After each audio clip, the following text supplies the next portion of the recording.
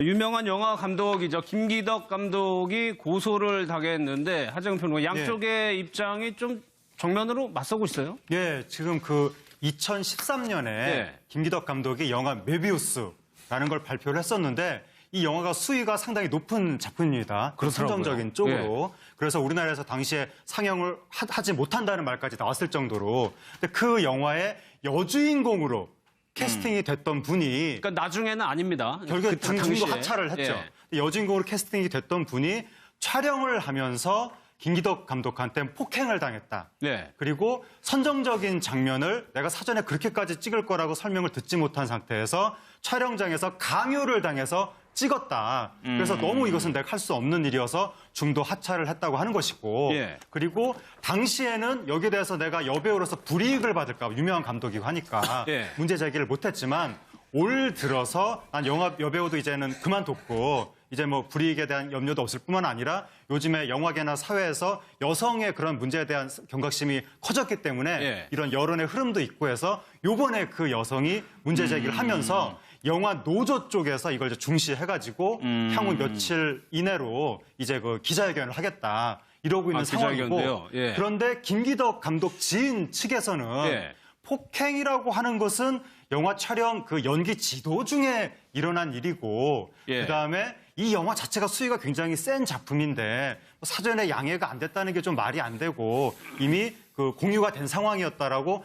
해명을 하고는 있는데 정확하게 어떻게 진행이 될지는 좀 더 지켜봐야 될 것 같습니다. 그러니까 김남국 선생님, 과거에 일어난 일을 이제 와서 이제 고소를 한 건데 그 이유는 일단 그 여배우, 과거 여배우죠. 설명은 했어요. 그런데 그렇게 오래 지난 일을 지금 입증을 할 수 있느냐가 문제거든요.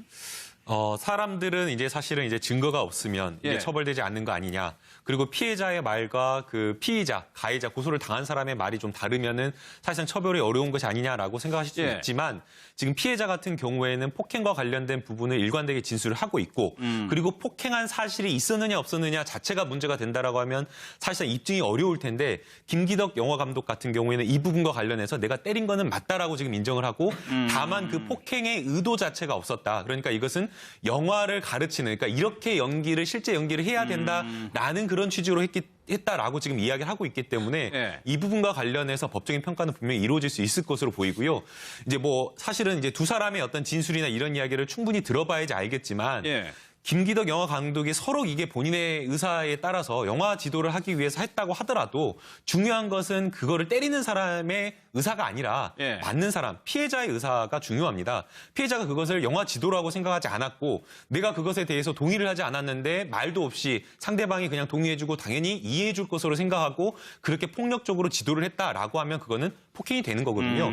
예컨대 우리 학교에서 교육적 목적으로 체벌을 한다라고 하면서 때렸다라고 하지만 그거 다 전부 다 폭력으로 처벌이 되는 겁니다. 그렇기 때문에 이 부분에 대한 것도 그렇게 이해가 되어야 될 거고요.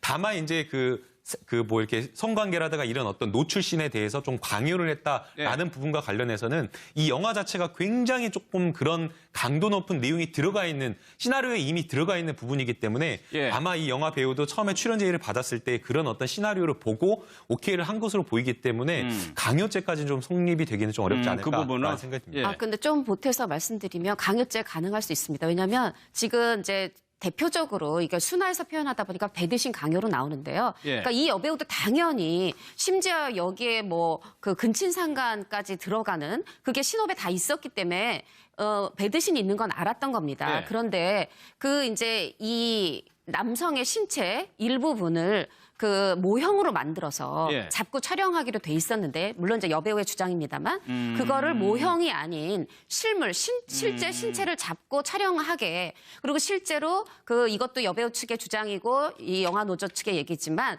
당시 스태프가 보기에도 여배우는 계속 이걸 거부를 하는데 수시간 설득을 해서 결국은 이제 신체 부위를 잡고 촬영하는 촬영이 이루어졌다는 그런 또 증언도 나왔고요. 이제 문제는 말하자면 이 여성분이 10년 만에 거의 10년 만에 영화를 본인이 출연하겠다고 김 감독을 찾아간 겁니다. 그리고 굉장히 지금 의지가 있는 상황이에요. 어떤 어려움을 겪고라도. 그리고 또 김기덕 감독의 촬영 현장이 쉽지 않다는 건 다 알려진 사실입니다. 그런데 이틀 만에 본인이 이 주인공 자리에서 하차를 했어요.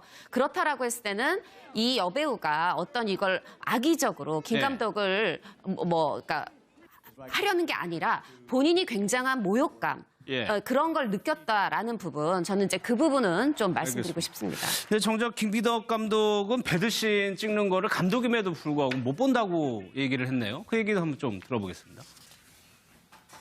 제 영화에서 사랑하고 뭐 서로 이렇게 연애 감정을 표현하는 게 좋아서 하는 장면이 없어요. 강압적이거나 맞아요. 피해적이거나 가해적이거나 자학적이거나 이렇거든요. 그러다 보니까 그게 선정적이라기보다 저는 굉장히 아픈 고통스러운 우리의 어떤 그 모습들이 아닌가 그렇게 생각하기 때문에 영화 찍으면서도 그런 장면 찍으면서 잘 못 봐요, 저는. 저는 그냥 이게 사운드만 듣고 조재현 씨가 이제 나쁜 남자 찍을 때도 나보고 이제 그 윤락가에 끌려와서 처음 손님을 받는 장면을 막 찍는데 전 도저히 못 보겠더라고요. 어느 순간 이 정도면 되겠죠. 컷했더니 조재현 씨가 아니야 조금만 더. 그리고 자기가 컷하더라고요. 조재현 씨가 손님하고 그 여자분 연기를 보면서 자기가 다 이렇게 보시더니 자기 감정으로 컷하시더라고요. 그래서 뭐 나중에 장면은 잘 나왔더라고요. 그러니까 김기덕 감독이 얘기한 것처럼 저런 특징을 가지고 있는 거를 글쎄 알았느냐 몰랐냐 더 심했느냐 그 부분은 좀 논란이 있을 것 같은데 이 여배우들의 노출 수위 뭐 공개 범위 이런 것 때문에 과거에도 좀 논란이 계속되고 있어요. 곽현아 씨도. 그렇죠. 예, 그런 논란은 항상 있었고 우리나라 영화계 옛날에 거의 고질병이라고도 했었는데 사실 이런 논란이 최근에는 이제 곽현아 씨라고 개그우먼 출신 배우 이분이 그 논란의 주인공이 됐었는데 2014년에 전망 좋은 집이라는 영화를 이분이 이제 제작을 한 겁니다. 여배우로서. 근데 이분 주장에 따르면 나는 이게 무슨 노출 계통의 그런 영화라고는 생각도 안 하고 그냥 찍었다. 근데 노출을 자꾸 찍으라고 해서 좋다 그러면 자꾸 찍으라고 설득을 하니까 찍긴 찍는데 좀 나중에 뭐 편집을 하든지 그렇게 이야기를 해서 감독이 그럼 나중에 보여주고 오케이를 받고 공개하겠다. 오케이 안 하면 공개 안 하겠다. 이렇게 합의를 하고 찍었다는 거죠. 그런데 나중에 보니까 극장에서는 제대로 안 보냈는데 IPTV에서 나올 때 보니까 자신의 내가 허락도 하지 않은 노출 장면이 나오더라라고 해서 그 감독을 고소까지 한 그런 사건인데 법정에서는 감독이 무죄가 나왔고 아마 법정에서 보기에는 제대로 이게 어떤 19금 영화에 대한 이 계약이 이루어진 것으로 보인다. 처음부터 콘티도 있었고 이렇게 생각을 한 것 같은데 근데 거꾸로 또 감독도 곽현아 씨를 명예훼손으로 고소했는데 그러네요. 곽현아 씨도 무죄가 나왔습니다. 이건 또 법정에서 보기에도 설사 뭐 애초에 계약이 어떻게 되고 했더라도 곽현아 씨 입장에서는 상당히 좀 곤혹스럽고 여기에 대해서 좀 이렇게 부적절하다고 생각해서 상당한 사정이 있다. 이렇게 아마 법정에서 생각을 했을 것 같고 아무래도 이제 현장에서는 처음에 시나리오가 어떻고 콘티가 어떻든 간에 현장에서 이렇게 좀 유동적으로 진행이 되는 것이니까 이쪽에서 문제 제기하면 오케이 알아서 잘 맞춰보자 이런 식으로 진행이 될 수도 있는 건데 마지막에 결과물이 내 생각하고 다르면 결국에는 분쟁이 터질 수 있는 거죠. 알겠습니다. 김기덕 감독이요. 글쎄요. 저희가 보기엔 이 메비우스라는 영화도 제가 이 내 줄거리를 보고 교계를 좀 가우뚱했었는데 해외에서는 굉장한 영향력을 보고 인정을 하고 있단 말이에요. 왜 그런 거예요? 그렇죠. 그 해외에서는 지금 뭐 칸, 베를린, 베니스 다 초청이 됐고요. 게다가 또 2004년에 영화 사마리아로 베를린에서 감독상 받았고 영화 피에타로는 2012년에 베니스의 대상이라고 할 수 있는 황금 사자상을 받았거든요. 분명히 해외에서는 그 이제 인정을 받는 그런 세계적 감독인데 어떤 부분이냐면 보통 이제 우리가 그러니까 성이라는 걸 아름답게 그리거나 이런 측면을 본다면 김기덕 감독은 그 성 안에 들어있는 폭력성 또 근데 그 폭력성이 그 아이러니하게도 이 메비우스라는 건 그 성이라는 폭력성에서 결국은 또 자식이 탄생되는 가장 순수한 단위인 가족이 만들어진다. 이런 식의 어떤 선과 악이 계속해서 이제 순환되는 그런 고리를 이제 보고 있어요. 그러니까 말하자면 다른 감독들이 흔히 보지 않는 소재를 다루고요. 그리고 굉장히 파격적으로 어느 감독보다 솔직하게 그 성에 대해서든 폭력에 대해서든 끝까지 보여줍니다. 이제 이런 부분들이 보통 분들 보기에는 영화가 불편하고 그래서 충무로의 이단아라는 소리를 듣지만 또 세계적인 그 영화에서 그 시장에서 보면 이런 사람도 이런 감독도 있는 게 되게 유의미한 그런 상황이 되죠. 그리고 김기덕 감독이 분명히 입지전적 인물인 게 맞습니다. 왜냐하면 공식적인 최종 학력은 초졸이에요. 그리고 영화계에서도 이렇게 말하자면 이단하기 때문에 그렇게 특별히 인맥, 서로 끌어주고 밀어줄 인맥이 있는 것도 아니고 예. 영화도 굉장히 저예산으로 찍기 때문에 돈도 없다고 할 수 있죠. 그래서 산무 감독으로 유명한데도 본인이 본인의 어떤 영화를 32살에 처음 봤어요. 예. 그런데 36살에 이미 해외 영화제에 초청이 됩니다.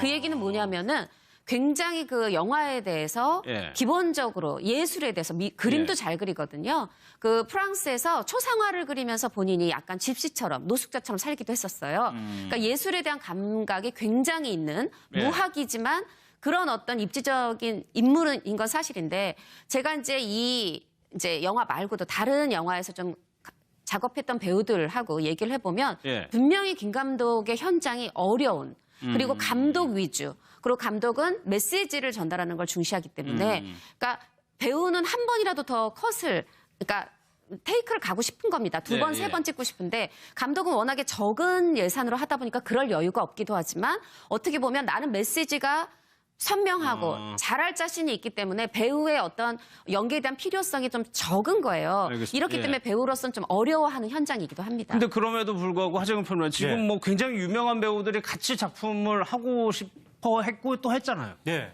김기덕 감독의 영화가 워낙 작가주의 영화, 예술 영화 예. 이런 걸로 유명하니까 배우들도 김기덕 감독 영화에 한 번쯤 출연해서 그 배우의 이미지가 좋아지는 거죠.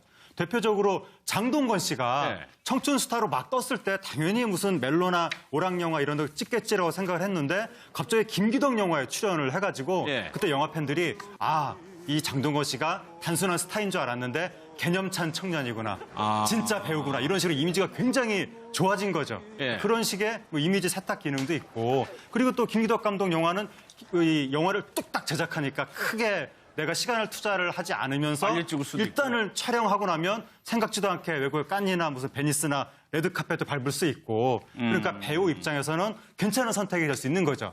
그런데 이제 이 섣불리 찍었다가 마침 그 시나리오가 굉장히 하드코어한 시나리오인데 운이 없어서 거기에 딱 걸리면 이제 촬영하다가 고생을 할 수가 있는 거고 예. 이나영 씨는 영화 찍다 빈몽인가 하는 그 영화를 찍다가 이 자살을 하는 장면이 있었는데 예. 그게 안전장치가 제대로 안 돼 있는 바람에 촬영하다 보니까 진짜 정신을 잃고 기절을 한 거군요. 기절을 해가지고 큰일 날 뻔했다고 이런 일까지 있는 것을 보면 거의 그 김기덕 감독 영화에 출연하는 배우는 예. 일종의 극한 직업인 것 같습니다. 아니 그래가지고 그러다 보니까 또 하나 김남국 선생님 이 내용 보면 이승현 씨도 그렇고 엄태웅 씨도 그렇고 뭔가 사회적인 물이 논란이 됐던 분들이 다시 복귀할 때도 글쎄요 이거를 뭐라고 활용을 해야 된다고 뭐 어떤 표현을 써야 될까요? 그러니까 뭐 김기덕 감독이 이것을 이용해서 조금 도와줬다라고 보기에는 좀 어려울 것 같아요. 예. 근데 이제 사건 두 가지를 보게 되면 이승현 씨 같은 경우는 굉장히 오래된 일이지만 2004년도에 위안부 이제 화보집을 좀 촬영을 해가지고 그랬죠. 그때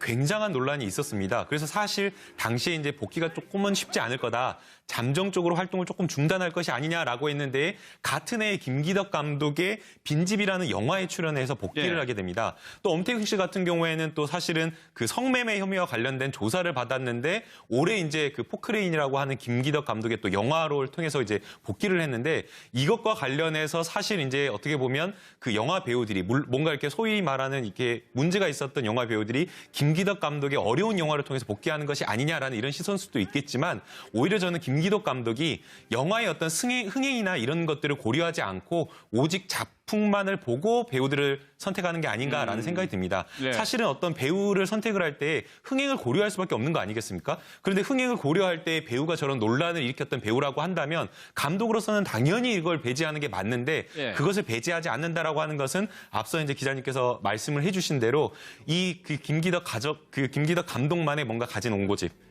흥행과는 상관없이 정말 작품만을 고려하겠다는 그런 것을 고려해서 이렇게 한 게 아닌가 생각합니다. 이번 다음에, 사건 예. 같은 경우는 보면 이제 김기덕 감독이 굉장히 어렵게 생활을 했잖아요. 커오는 예. 과정도 그렇고 또 외국에 나가서 뭐 그림 그리면서 생계를 유지하기도 하고 30세가 넘어서 이제 영화에 눈 떠서 시작을 하게 되는데 굉장히 이 김기덕 감독이 갖고 있는 철학이나 관점 이런 것들이 이제 독특한 부분들이 있으니까 그런 부분이 주목받는 부분은 분명히 인정을 해야 될 텐데 이게 이제 하나의 시대의 흐름 속에서 지금 이른바 갑질에 대한 비판 이런 것들이 여러 분야에서 지금 나오고 있거든요. 예. 그러니까 김기덕 감독의 작품에서의 그런 강한 캐릭터 이런 것들이 때로는 그것을 받아들이는 입장에서는 굉장히 이게 불편한 일종의 갑질로 받아들일 소지가 좀 있다는 거죠. 그러니까 그러한 흐름들을 좀 잘 봐야 될 것 같고 그렇죠. 제가 네. 듣는 한 유명 배우도 평소에 이제 굉장히 아마 늘 그래 왔던 것 같아요. 지금까지는 그렇게 막 이 욕설 비슷하게 말을 험하게 하고 막 이랬던 것이 예. 과거에는 그것이 이제 그런 촬영 현장에서 그냥 자연스럽게 받아들여질 수 있었지만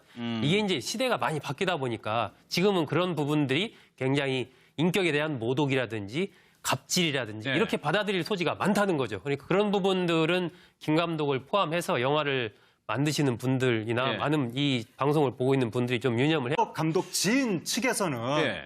폭행이라고 하는 것은 영화 촬영 그 연기 지도 중에 일어난 일이고 예. 그다음에 이 영화 자체가 수위가 굉장히 센 작품인데 뭐 사전에 양해가 안 됐다는 게 좀 말이 안 되고 이미 그 공유가 된 상황이었다라고 해명을 하고는 있는데 네. 정확하게 어떻게 진행이 될지는 좀 더 지켜봐야 될 것 같습니다. 그러니까 김남국 선생님, 과거에 일어난 일을 이제 와서 이제 고소를 한 건데 그 이유는 일단 그 여배우, 과거 여배우죠. 예. 설명은 했어요. 그런데 그렇게 오래 지난 일을 지금 입증을 할 수 있느냐가 문제거든요. 사람들은 이제 사실은 이제 증거가 없으면 이제 예. 처벌되지 않는 거 아니냐. 그리고 피해자의 말과 그 피의자, 가해자, 고소를 당한 사람의 말이 좀 다르면은 사실은 처벌이 어려운 것이 아니냐라고 생각하실 수 예. 있지만 지금 피해자 같은 경우에는 폭행과 관련된 부분을 일관되게 진술을 하고 있고 그리고 폭행한 사실이 있었느냐 없었느냐 자체가 문제가 된다라고 하면 사실상 입증이 어려울 텐데 김기덕 영화 감독 같은 경우에는 이 부분과 관련해서 내가 때린 거는 맞다라고 지금 인정을 하고 다만 그 폭행의 의도 자체가 없었다. 그러니까 이것은 영화를 가르치는 그러니까 이렇게 연기를 실제 연기를 해야 된다라는 그런 취지로 했다라고 지금 이야기를 하고 있기 때문에 네. 이 부분과 관련해서 법적인 평가는 분명히 이루어질 수 있을 것으로 보이고요. 이제 뭐 사실은 이제 두 사람의 어떤 진술이나 이런 이야기를 충분히 들어봐야지 알겠지만 예. 김기덕 영화 감독이 서로 이게 본인의 배우의 주장입니다만 그거를 모형이 아닌 실물, 실제 신체를 잡고 촬영하게 그리고 실제로 이것도 여배우 측의 주장이고 이 영화 노조 측의 얘기지만 예. 당시 스태프가 보기에도 여배우는 계속 이걸 거부를 하는데 예. 수시간 설득을 해서 결국은 이제 신체 부위를 잡고 촬영하는 촬영이 이루어졌다는 그런 또 증언도 나왔고요. 예. 이제 문제는 말하자면 이 여성분이 10년 만에 거의 10년 만에 영화를 본인이 출연하겠다고 김 감독을 찾아간 겁니다. 예. 그리고 굉장히 지금 의지가 있는 상황에 어떤 어려움을 겪고라도 그리고 또 김기덕 감독의 촬영 현장이 쉽지 않다는 건 다 알려진 사실입니다. 예. 그런데 이틀 만에 본인이 이 주인공 자리에서 하차를 했어요. 그렇다라고 했을 때는 이 여배우가 어떤 이걸 악의적으로 김 예. 감독을 그러니까 하려는 게 아니라 본인이 굉장한 모욕감 예. 그런 걸 느꼈다라는 부분, 저는 이제 그 부분은 좀 말씀드리고 알겠습니다. 싶습니다. 근데 정작 김기덕 감독은 배드신 찍는 거를 감독임에도 불구하고 못 본다고 얘기를 했네요. 그 얘기도 한번 좀 들어보겠습니다. 제 영화에서 사랑하고 뭐 서로 이렇게 연애 감정을 표현하는 게 좋아서 하는 장면이 없어요. 강압적이거나 맞아요. 피해적이거나 가해적이거나 자학적이거나 이렇거든요. 그러다 보니까 그게 선정적이라기보다 저는 유명한 영화 감독이죠. 김기덕 감독이 고소를 당했는데 하정우 평론가 양쪽의 입장이 좀 정면으로 맞서고 있어요. 예, 지금 그 2013년에 예. 김기덕 감독이 영화 메비우스라는 걸 발표를 했었는데 이 영화가 수위가 상당히 높은 작품입니다. 그렇더라고요. 선정적인 쪽으로. 그래서 우리나라에서 당시에 상영을 하지 못한다는 말까지 나왔을 정도로. 근데 그 영화의 여주인공으로 캐스팅이 됐던 분이 그러니까 나중에는 아닙니다. 결국에 그 중도 당시에. 하차를 했죠. 예. 여주인공으로 캐스팅이 됐던 분이 촬영을 하면서 김기덕 감독한테 폭행을 당했다. 네. 그리고 선정적인 장면을 내가 사전에 그렇게까지 찍을 거라고 설명을 듣지 못한 상태에서 촬영장에서 강요를 당해서 찍었다. 그래서 너무 이것은 내가 할 수 없는 일이어서 중도 하차를 했다고 하는 것이고 예. 그리고 당시에는 여기에 대해서 내가 여배우로서 불이익을 받을까 봐 유명한 감독이고 하니까 예. 문제 제기를 못했지만 올 들어서 난 영화 여배우도 이제는 그만뒀고 이제 뭐 불이익에 대한 염려도 없을 뿐만 아니라 요즘에 영화계나 사회에서 여성의 그런 문제에 대한 경각심이 커졌기 때문에 예. 이런 여론의 흐름도 있고 해서 요번에 그 여성이 문제 제기를 하면서 영화 노조 쪽에서 이걸 이제 중시해가지고 향후 며칠 이내로 이제 그 기자회견을 하겠다. 이러고 있는 상황이고 기자회견인데요. 예. 그런데 김기덕 사에 따라서 영화 지도를 하기 위해서 했다고 하더라도 중요한 것은 그거를 때리는 사람의 의사가 아니라 예. 받는 사람, 피해자의 의사가 중요합니다. 피해자가 그것을 영화 지도라고 생각하지 않았고 내가 그것에 대해서 동의를 하지 않았는데 말도 없이 상대방이 그냥 동의해주고 당연히 이해해줄 것으로 생각하고 그렇게 폭력적으로 지도를 했다라고 하면 그거는 폭행이 되는 거거든요.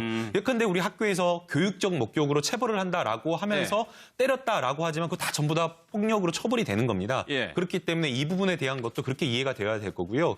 다만 이제 뭐 이렇게 성관계라든가 이런 어떤 노출신에 대해서 좀 강요를 했다라는 부분과 관련해서는 이 영화 자체가 굉장히 조금 그런 강도 높은 내용이 들어가 있는 시나리오에 이미 들어가 있는 부분이기 때문에 아마 이 영화 배우도 처음에 출연 제의를 받았을 때 그런 어떤 시나리오를 보고 오케이를 한 것으로 보이기 때문에 강요죄까지는 좀 성립이 되기는 좀 어렵지 않을까라는 생각이 듭니다. 근데 좀 보태서 말씀드리면 강요죄 가능할 수 있습니다. 왜냐하면 지금 이제 대표적으로 이게 순화해서 표현하다 보니까 배드신 강요로 나오는데요. 그러니까 이 여배우도 당연히 심지어 여기에 뭐 그 근친상간까지 들어가는 그게 신업에 다 있었기 때문에 배드신이 있는 건 알았던 겁니다. 그런데 그 이제 이 남성의 신체 일부분을 그 모형으로 만들어서 잡고 촬영하기로 돼 있었는데 물론 이제 저는 굉장히 아픈 고통스러운 우리의 어떤 그 모습들이 아닌가 그렇게 생각하기 때문에 영화 찍으면서도 그런 장면 찍으면서 잘 못 봐요, 저는. 저는 그냥 이게 사운드만 듣고 조재현 씨가 이제 나쁜 남자 찍을 때도 나보고 이제 그 윤락가에 끌려와서 처음 손님을 받는 장면을 막 찍는데 전 도저히 못 보겠더라고요. 어느 순간 이 정도면 되겠죠. 컷했더니 조재현 씨가 아니야 조금만 더 그리고 자기가 컷하더라고요. 조재현 씨가 손님하고 그 여자분 연기를 보면서 자기가 다 이렇게 보시더니 자기 감정으로 컷하시더라고요. 그래서 뭐 나중에 장면은 잘 나왔더라고요. 그러니까 김기덕 감독이 얘기한 것처럼 저런 특징을 가지고 있는 거를 글쎄 알았느냐 몰랐냐 더 심했느냐 그 부분은 좀 논란이 있을 것 같은데 이 여배우들의 노출 수위 뭐 공개 범위 이런 것 때문에 과거에도 좀 논란이 계속되고 있어요. 곽현아 씨도. 그렇죠. 그런 논란은 항상 있었고 우리나라 영화계 옛날에 거의 고질병이라고도 했었는데 사실 이런 논란이 최근에는 이제 곽현아 씨라고 개그우먼 출신 배우 이분이 그 논란의 주인공이 됐었는데 2014년에 전망 좋은 집이라는 영화를 이분이 이제 제작을 한 겁니다. 여배우로서. 근데 이분 주장에 따르면 나는 이게 무슨 노출 계통의 그런 영화라고는 생각도 안 하고 그냥 찍었다. 근데 노출을 자꾸 찍으라고 해서 좋다 그러면 자꾸 찍으라고 설득을 하니까 찍긴 찍는데 좀 나중에